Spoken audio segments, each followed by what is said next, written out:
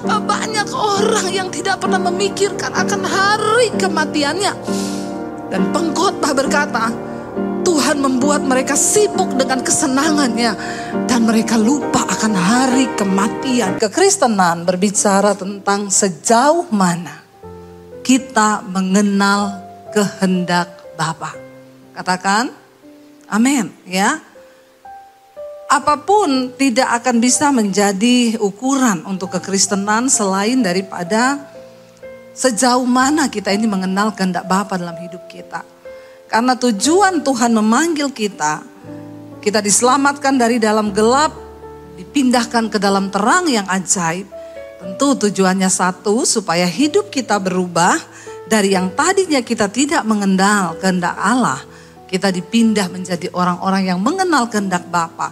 Dan ketika kita mengenal kehendak Bapa, hidup kita berubah, tujuan hidup kita berubah, dan pasti karakter kita juga berubah. Karena hanya sedikit orang Kristen yang sungguh-sungguh mengenal kehendak Bapa. Walaupun banyak yang bergereja, banyak yang melayani Tuhan. Tapi yang mengenal kehendak Bapa itu tidak semua. Makanya Yesus berkata di akhir zaman nanti, ketika semua orang berhadapan di hadapan tahta pengadilan Kristus, semua ngaku-ngaku, kami mengenal Engkau Tuhan. Kami melakukan mujizat demi nama-Mu. Kami menyembuhkan orang demi nama-Mu. Tapi Tuhan bilang, aku tidak mengenal Engkau.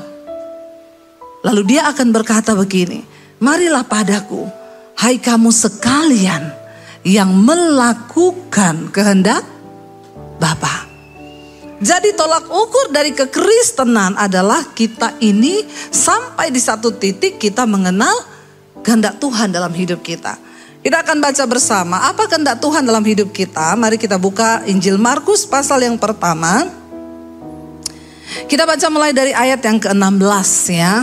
Firman Tuhan, Injil Markus pasal yang pertama, ayat yang ke-16 sampai dengan ayat yang ke-20 kita akan baca bersama. Judulnya, Yesus memanggil murid-murid yang pertama. Baca 1, 2, 3. Ketika Yesus sedang berjalan menyusur danau Galilea, ia melihat Simon dan Andreas saudaranya. Ya, saudara Simon ya. Mereka sedang menebarkan jala di danau sebab mereka penjala ikan. Ayat 17. Yesus berkata kepada mereka, mari ikutlah aku. Maka dan kamu akan kujadikan penjala manusia. Ayat 18. Lalu mereka pun segera meninggalkan jalannya dan mengikuti dia. Ayat 19. Dan setelah Yesus meneruskan perjalanannya sedikit lagi, dilihatnya Yakobus anak Zebedeus dan Yohanes saudaranya sedang membereskan jala di dalam perahu. Yesus segera memanggil mereka dan mereka apa? Meninggalkan ayahnya Zebedeus di dalam perahu bersama orang-orang upahannya lalu mengikuti dia. Bapak Ibu, ya, apa kehendak Tuhan yang pertama dalam kehidupan setiap kita? Dikatakan di sana kita semua terpanggil menjadi murid Kristus. Saudara terpanggil bukan hanya menjadi jemaat, tetapi kita terpanggil untuk menjadi murid. Dan yang namanya murid itu pasti sangat identik, sangat dekat dengan yang namanya belajar. Sebagai murid Kristus, apa yang kita belajar? Tentu adalah firman Tuhan. Kita nggak bisa berkata kita orang Kristen atau murid Kristus kalau kita nih nggak pernah belajar firman Tuhan. Tidak peduli siapapun saudara. Saudara orang kaya, saudara pemilik perusahaan kah, saudara karyawan kah, saudara buruh kah, saudara mahasiswa kah, saudara ibu rumah tangga kah, siapapun kita, semua kita terpanggil untuk menjadi murid. Dan yang namanya murid, kita wajib untuk belajar. Banyak loh orang Kristen udah tua, rambutnya putih, firman Tuhan gak ngerti. Iya Pak, iya. Nggak usah angkat tangan. Ya, Banyak orang Kristen yang tidak mengerti firman Tuhan. Kenapa saudara kita lemah di dalam iman? Bapak-bapak, contoh di dalam Alkitab dikatakan bapak-bapak itu harus menjadi imam dalam keluarga. Yang mengajarkan kepada anak istrinya firman Tuhan. Ayo saya mau tanya di sini bapak-bapak. Yang tiap hari baca Alkitab. Mengajarkan kepada istri dan anaknya firman Tuhan. Coba angkat tangan. Saya kasih sepeda di bawah. Bukan sepeda kalau di Plaza Indonesia kok kelasnya sepeda.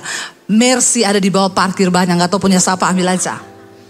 Siapa bapak-bapak di sini yang baca Alkitab. Mengajarkan kepada anak dan istrinya firman Tuhan. Tolong angkat tangan. Yang ada bapak-bapak itu, nah Pak Kondrat iya Pak sudah pasti Bapak gembala ya. Yang ada bapak-bapak itu, kalau disuruh doa perhatikan. Di perkumpulan keluarga, dimanapun ya kalau disuruh doa bapak-bapak berdoa. Pasti dia jawil istrinya. Shh, shh. Iya enggak bapak-bapak? Ya enggak usah angkat tangan, saya tahu. Bapak-bapak ya, kita ini semua loh. Ini urusan keselamatan loh. Kita ini dipanggil menjadi orang Kristen, bukan hanya saudara datang duduk di gereja. Ya bikin panas kursi gereja terus pulang gak ada perubahan apa-apa. Kita dipanggil menjadi murid. Yang namanya murid itu harus belajar firman Tuhan. Untuk apa kita belajar firman Tuhan? Supaya kita mengerti kehendak Allah. Bagaimana kita bisa mengerti kehendak Allah kalau kita gak pernah tahu isi hatinya? Amin. Kita dengan suami istri aja mau tahu kehendak suamimu, ya itu kita perlu pengenalan yang lama. Iya enggak ibu-ibu? Kok enggak ada amin ya? Atau ibu-ibu di sini pada enggak ngerti ya kehendak suaminya? Atau bapak-bapak untuk mengerti kehendak istrimu, engkau perlu mengenal istrimu. Iya enggak? Haleluya ya. Iya, untuk mengerti kita perlu pengenalan. Ada yang bilang istri itu ibarat kitab suci. Ya, kalau kau buang, kualat. Tapi semakin kau pelajari, semakin kau pusing. Hanya bapak-bapak yang mengerti ini. Tapi tidak saudara, ya kalau kita membaca ada bapak-bapak yang bilang sama saya gitu, Bu, istri itu kan seperti kitab suci. Dibuang kualat, dipelajari, makin bingung kita. Saya bilang itu karena kau mempelajarinya tanpa mengundang Roh Kudus. Dia bilang, oh iya betul juga ya ibu ya. Iya, ya kalau kau mengundang Roh Kudus kau nggak bingung baca Alkitab. Pasti kau baca dengan kemampuanmu sendiri, makanya kau bingung. Jadi bapak-bapak untuk memahami istrimu kau perlu minta Roh Kudus. Begitu juga ibu-ibu. Untuk memahami pasangan kita saja itu tidak mudah, apalagi memahami Tuhan. Padahal Bapak Ibu kita ini akan berbahagia kalau kita bisa mengetahui kehendak Bapa dalam hidup kita. Supaya kita gak salah melangkah. Saya kasih contoh.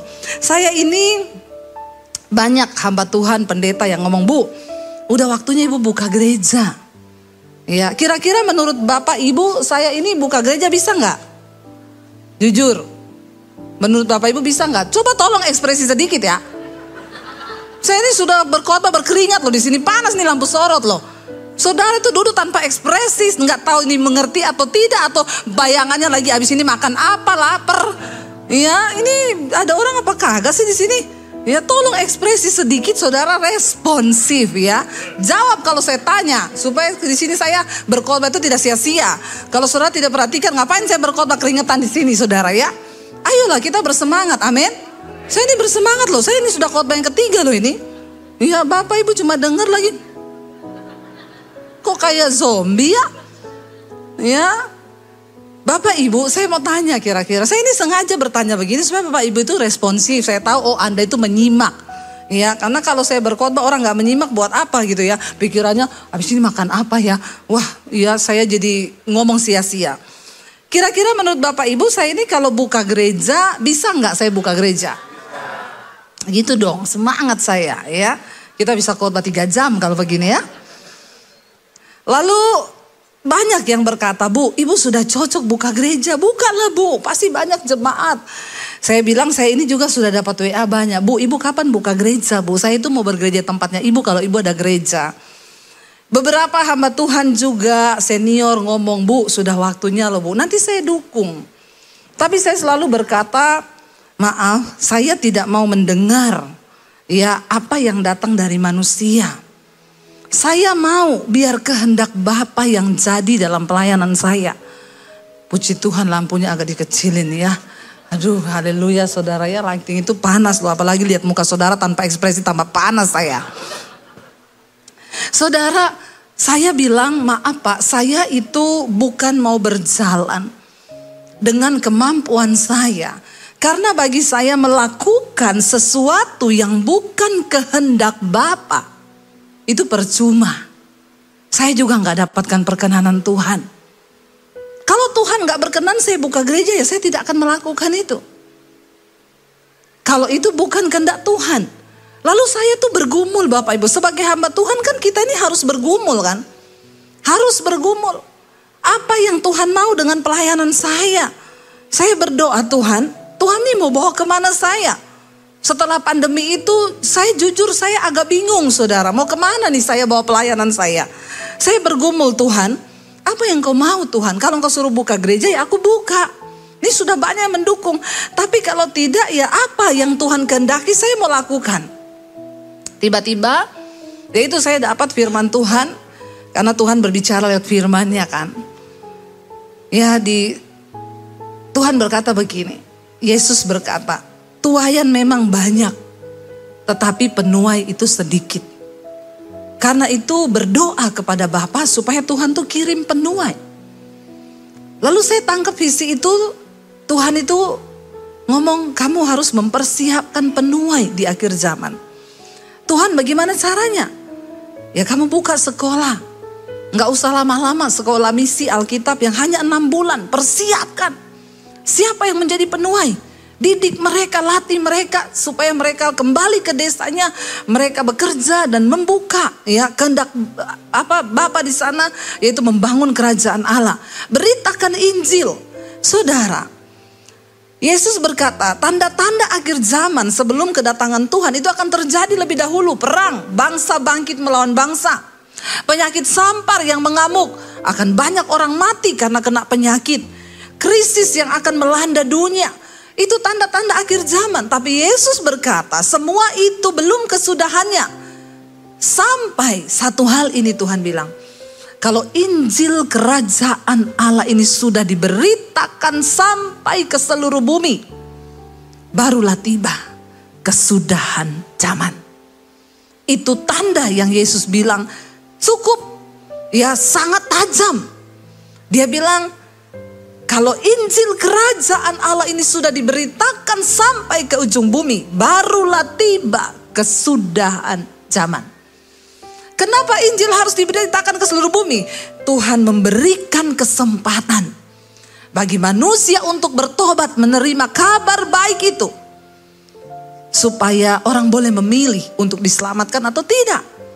Saudara, dengan adanya media sosial hari ini, kita lihat Injil tembus. Saya tuh pelayanan masuk ke desa-desa, kemarin kita ke Morowali. Itu saudara ya, dari Jakarta ke Makassar, turun di Makassar, ganti pesawat yang kecil pakai baling-baling. Kita masuk ke Morowali, jalan 4 jam, sampai di daerah itu mau KKR, masuk lagi 1,5 jam. Di hutan-hutan, tidak ada lampu, pohon semua. Saya bilang sama suami saya, ini masih Indonesia ya. Itu hutan-hutan bener, kalau nggak ketemu setan, ketemu harimau. Itu benar-benar, tapi yang mengherankan di sana ketika masuk KKR di lapangan saudara. Saya turun dari mobil semua, Bu Debi, mereka tahu saya bilang kok tahu? Kan kita dengar ibu di YouTube. Itu daerah di tengah hutan, tapi ada internet masuk, YouTube masuk, dan mereka mendengar tentang Injil. Ini tanda-tanda akhir zaman, kita persiapkan diri Bapak Ibu, saya ngomong serius. Lalu saudara saya berdoa, Tuhan bilang siapkan para penuai. Kamu buka sekolah misi. Tuhan, aku bangun sekolah misi. Aku ini siapa? Saya gak punya uang, saya bukan orang pinter. Saya gak punya titel, STH, MTH. Tuhan tuh bilang, aku gak cari orang pinter, aku gak cari orang kaya. Aku cari orang yang punya iman. Cepat bergerak. Akhirnya saya mulai bergerak dengan suami dengan apa yang ada di tangan kami. Ya saya gak punya uang puluhan miliar di bank, enggak. Tapi saya bilang Tuhan, apa yang ada, dimulai dari yang sedikit, itu Tuhan pasti akan memberkati. Saya mau bersaksi sama saudara, hari ini sekolah misi itu hampir selesai. Tuhan cukupkan semuanya. Saya nggak pernah edarin proposal, saya nggak pernah ngomong sama Pak Konrad, Pak ini ada proposal pembangunan sekolah misi, Bapak mau sumbang piro. Tuhan yang kita sembah, Tuhan yang ajaib, yang mencukupkan semua yang kita butuhkan bagi proyek kerajaannya. Nggak ada tepuk tangan lagi. Kasihan deh lu. Ya, Bapak Ibu, ya akhirnya saya memberi diri. Ya, dan akhirnya tadinya kita rencana mau peresmian bulan Agustus ini, tapi kayaknya belum bisa. Masih ada beberapa yang belum selesai. Lalu saya kemarin pelayanan 2 minggu keliling ke Jawa Tengah. Kami pergi ke daerah Cuntel di atas gunung, dekat Gunung Semeru itu ya. Kita duduk, itu sudah sejajar dengan gunung. Naik tinggi sampai ke utan-utan, ya pokoknya masuklah kita ke sana.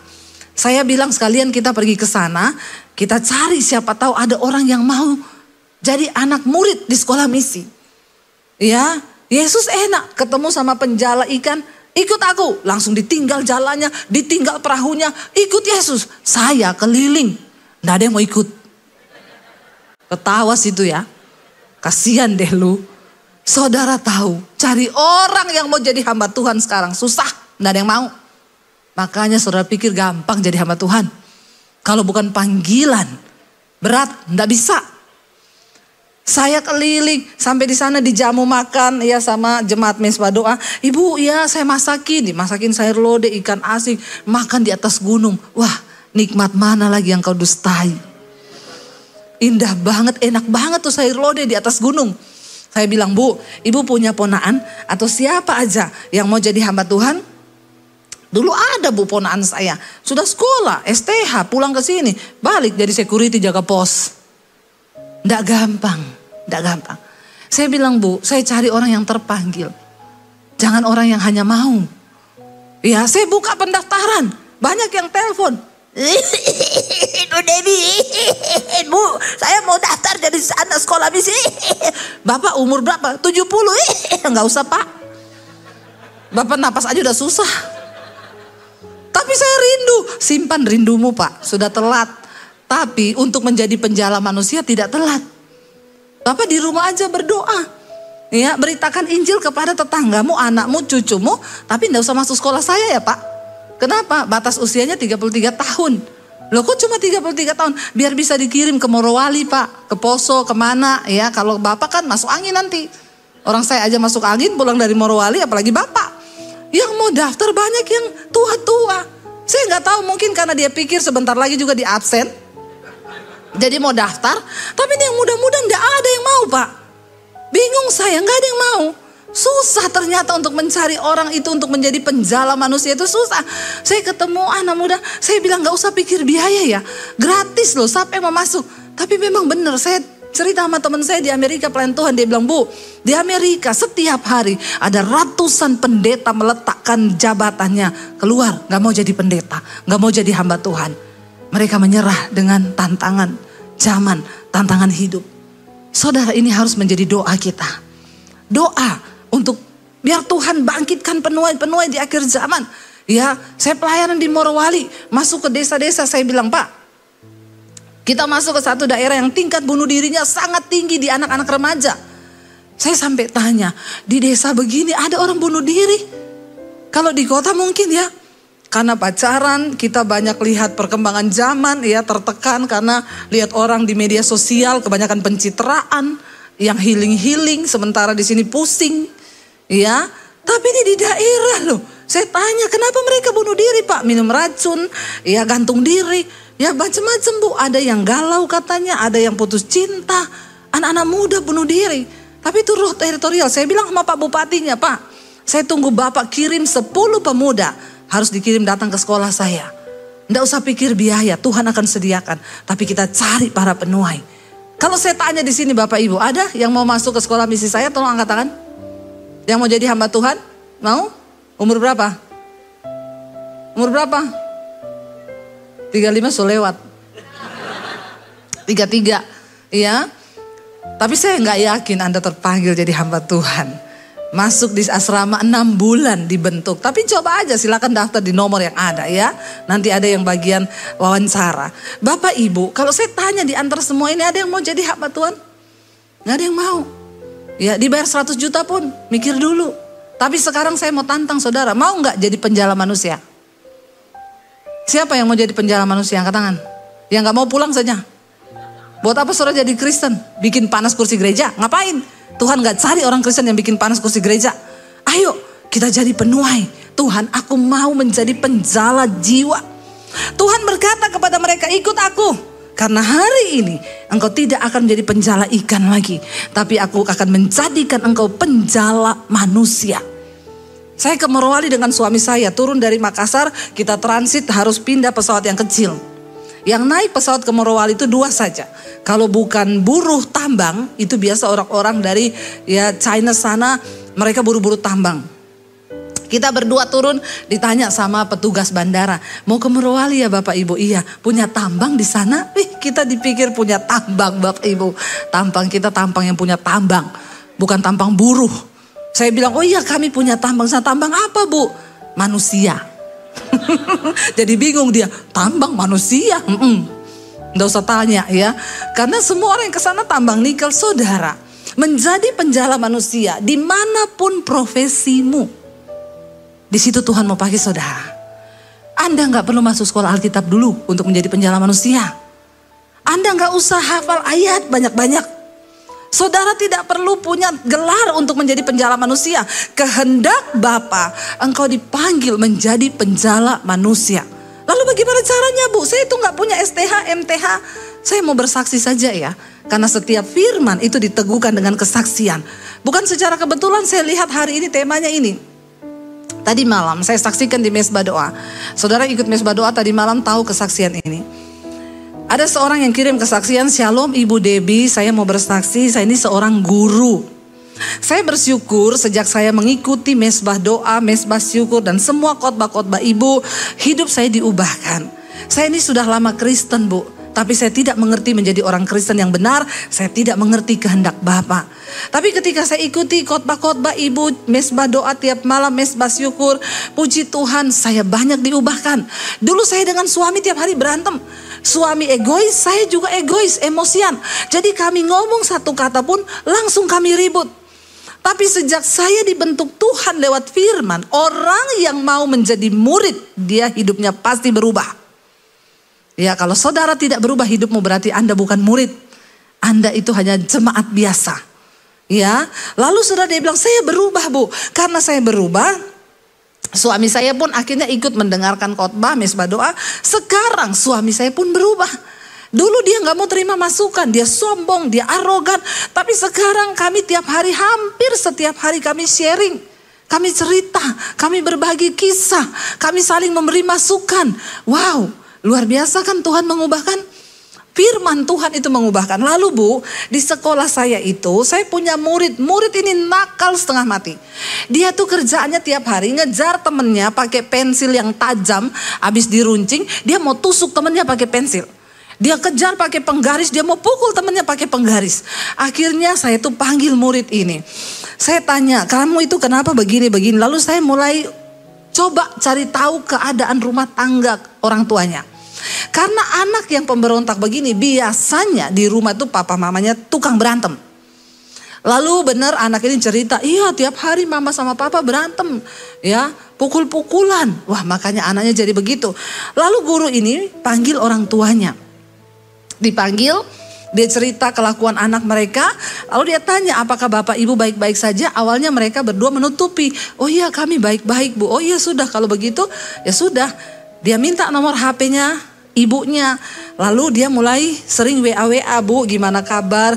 Ibu sama bapak harus banyak baca Alkitab. Walaupun orang Kristen mungkin selama ini tidak pernah baca Alkitab, bukan murid. Akhirnya ibu ini mulai sering curhat. Lalu dia mulai terbuka. Ya, tanda kedatangan Tuhan sudah berbunyi halilintar. Sebentar lagi sangkakala berbunyi. Tapi puji Tuhan kalau Tuhan datang, kita semua lagi di gereja, terangkatlah kita ke sorga, amin. Daripada saudara lagi di night club, ya terangkat ke neraka langsung ya. Saudara, gak usah takut ya, gak usah mukanya semua gini. Ya, makanya terdengarlah suara dari surga. Takut nih. Lalu Bapak Ibu, biar nggak hilang gagal fokus ya, tetap perhatikan sama saya, nggak usah cari-cari sumber bunyi. Lalu saudara, sampai di mana tadi? Nah, lupa kan? Saya juga hilang konsentrasi. Lalu ibu itu dia mulai ngomong, ibu ya banyak baca Alkitab. Akhirnya mamahnya itu mulai sering ngomong, bu iya benar.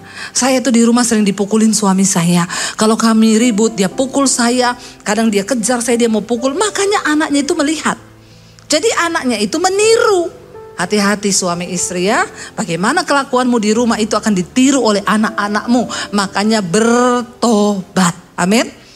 Engkau harus memuridkan anakmu untuk ikut firman Tuhan. Jangan ikut kelakuanmu di rumah.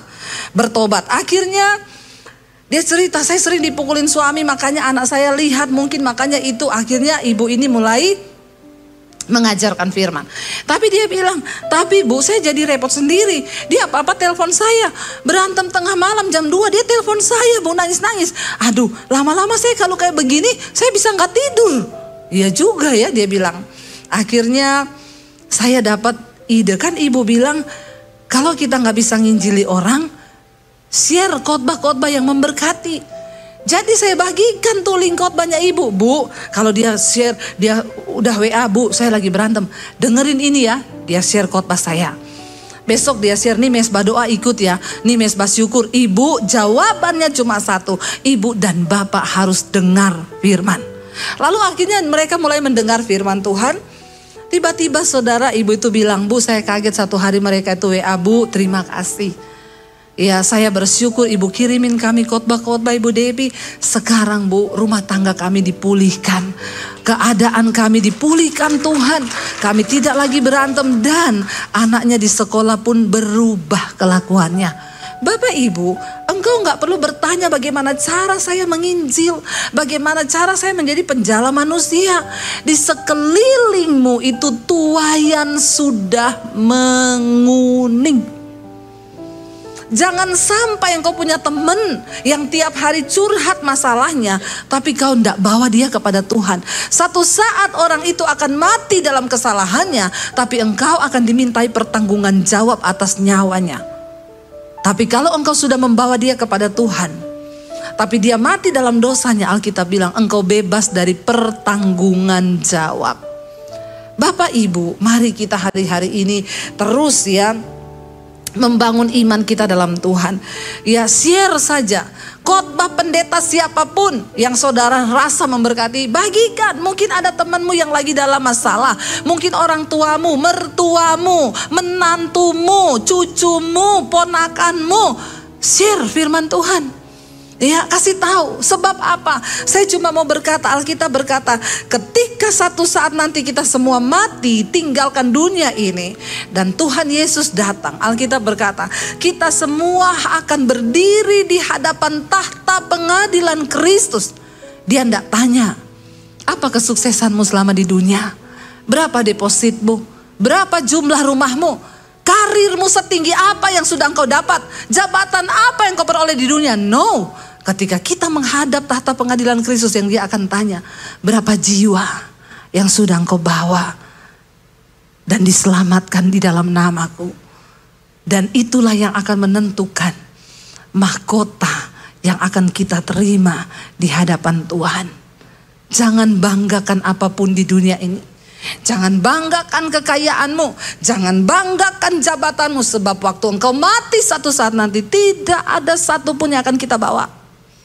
Dan waktu kita berhadapan muka dengan Kristus, yang dia akan tanya cuma satu, berapa banyak jiwa yang sudah engkau bawa bagiku?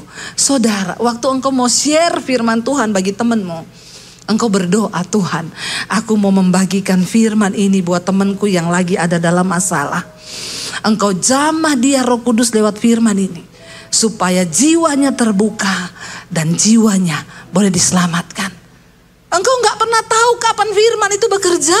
Ada begitu banyak orang yang bersaksi, bu saya ini tadinya udah mau bercerai dengan suami saya. Setiap kali saya berantem dengan suami, saya curhat ke mama. Mama saya cuma kirim khotbahnya Bu Debbie, dengerin ini. Tapi saya gak pernah buka, bu.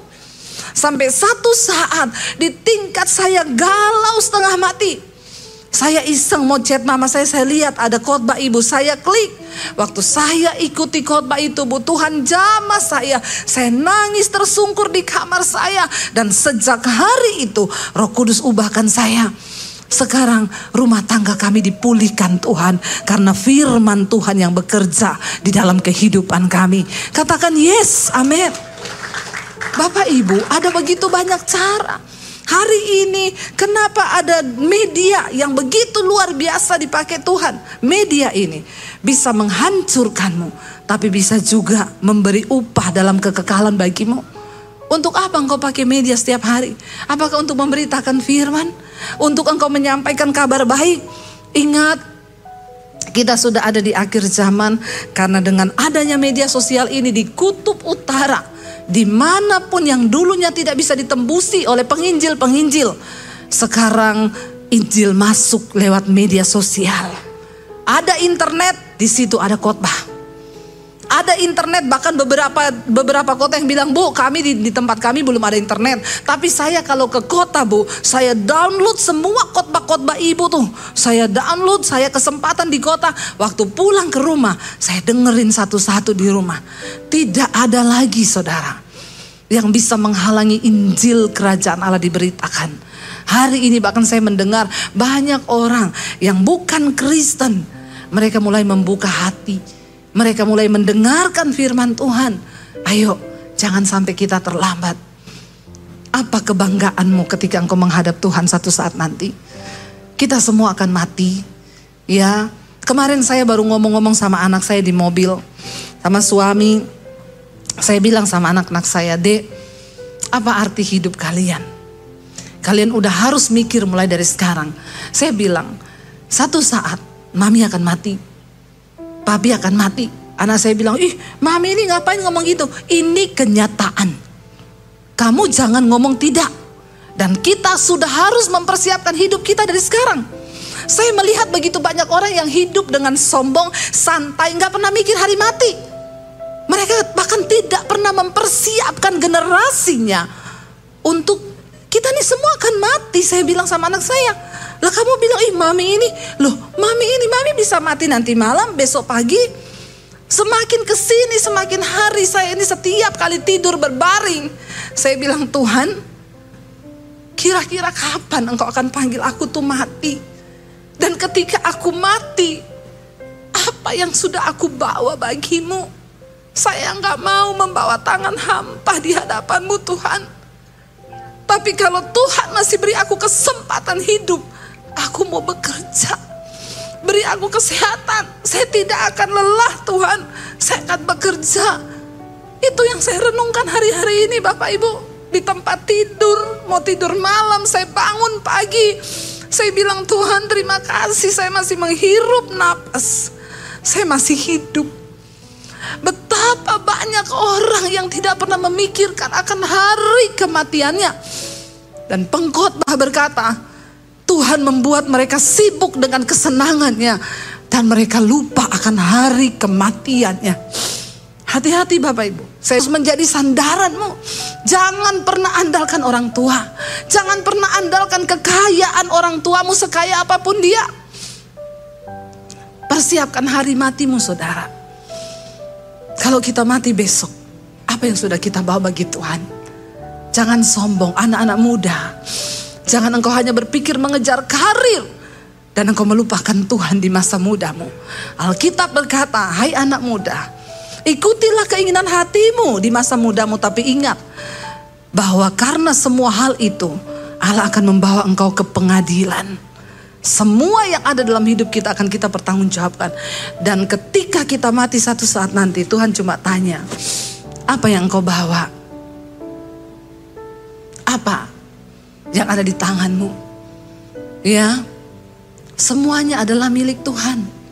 Gak ada yang kita punya. Harta itu milik Tuhan, nyawa pun ini milik Tuhan. Tapi mari kita persembahkan hidup di hadapan Tuhan, yang kita mau bilang, Tuhan kami mau Engkau pakai kami Tuhan menjadi alat di tanganmu. Saya undang para imam musik maju ke depan. Bapak Ibu, biar kita mau berkata, Tuhan Kami mau mengikut Yesus. Kami mau tanggalkan segala keakuan kami. Karena itulah yang menyenangkan. Itu yang menjadi kekuatan bagi kami. Mengiring Yesus sepanjang umur hidup kami. Pakai kami Tuhan menjadi penjala-penjala manusia. Bangkit berdiri bersama saudara. Mari kita tundukkan kepala dalam hadirat Tuhan. Katakan, Tuhan, ampuni Tuhan. Kalau kami selama ini hidup hanya untuk keakuan kami, dan kami lupa berpikir bahwa satu saat kami akan menghadap Tuhan dan mempertanggungjawabkan. Dan Tuhan akan bertanya, apa yang kau bawa?